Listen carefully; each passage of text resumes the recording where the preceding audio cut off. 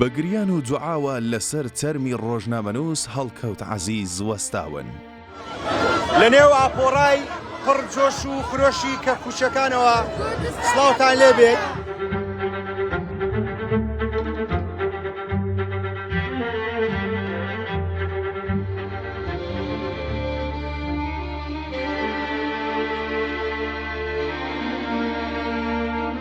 هەڵکەوت عەزیز دەنگێکی ئاشنا و ڕوخسارێکی ماندوو نەناس. ئەمڕۆ ڕۆژنامەنووسی بەنێوبانگ و نیشتمانی کورد هەڵکەوت عەزیز لە ڕێگەی بەغدا بەسرا تووشی ڕووداوێکی سەختی هاتوچۆ بوو. بە برینداری دەیگوازنەوە بۆ نەخۆشخانەیەکی پارێزگای دیوانیە و دواتر لەوێ چاوەکانی لێک دەنێت و ماڵ ئاوایی هەمیشەی دەکات.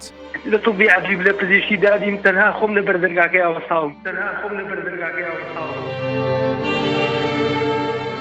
هەڵکەوت عەزیز ئەو کەسە بوو کە هەمیشە لە بەغداوە موژدانەی هاتنی موچەی بە خەڵکی کوردستان ڕادەگەیاند. وەڵڵای وبلای وەتەڵای بەغدا بە زەڕەبین بە دوای بیانۆ کاگەڕێت.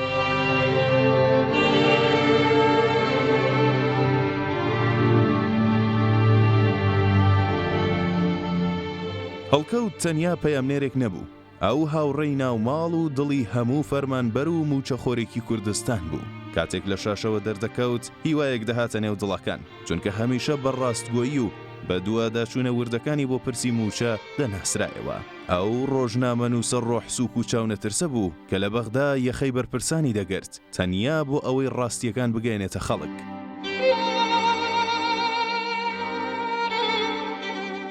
مانەوەی نزیکەی کاتژمێرێک بۆی سەختی بینەکەیەوە هەڵکەوت عەزیز گیانگە دەست هاڕدەک.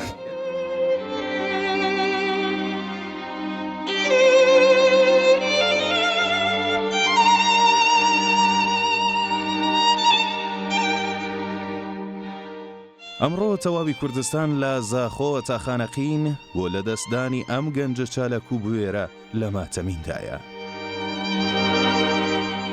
هەڵکەوت لە ساڵی 1989 لە پارێزگای هەولێر لە دایک بووە و بەڕەچەڵە کەرکووکیە. بە شیشانۆی لە پەیمانگەی هونەرە جوانەکانی کەرکووک تەواو کردووە. نزیکەی 16 ساڵەکاری میدیایی دەکات و دەنگ و ڕەنگی هاوڵاتیانی کوردستانە.